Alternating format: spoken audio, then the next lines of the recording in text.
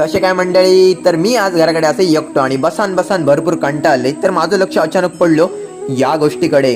तर आमची कोंबडी आहे ना, ती हल्लीच उतरली आणि प्युअर गावठी असा आणि तिनं 8 पिल्ला काढल्या नाहीत आणि सगळी ना सेम टू सेम असं. तुम्ही पण नोटीस करा. तर जी गोष्ट मी वाकान बघी होते ना, ती ही नाही तडे असा.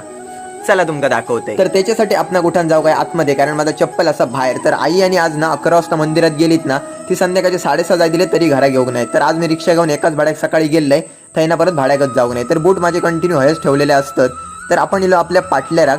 तर साफसफाई तर पप्पाने एकदम जबरदस्त केली नाही. आणि सगळ्यात महत्त्वाची गोष्ट काय माहिती आहे, तर या लिंबाचा झाड. तर ह्याच मी वाकान बघी होते मग अशी.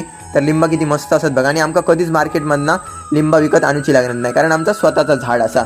तर एक गोष्ट तर चांगली आहे काय माहिती आहे, तर पाहुणे येले ना तर मस्त लिंबू सरबत करून मिळता. तर आपण एक लिंबू काढूया आणि आता मी एक घरात घेऊन जाते. तर फायनली आपण घरात इलो आणि ऑलरेडी ना भरपूर लिंबू पप्पानी काढून ठेवलेले आणि सकाळी. तर एक जागा रिकामी दिसा होती, तर मी या थंय ॲडजस्ट केली.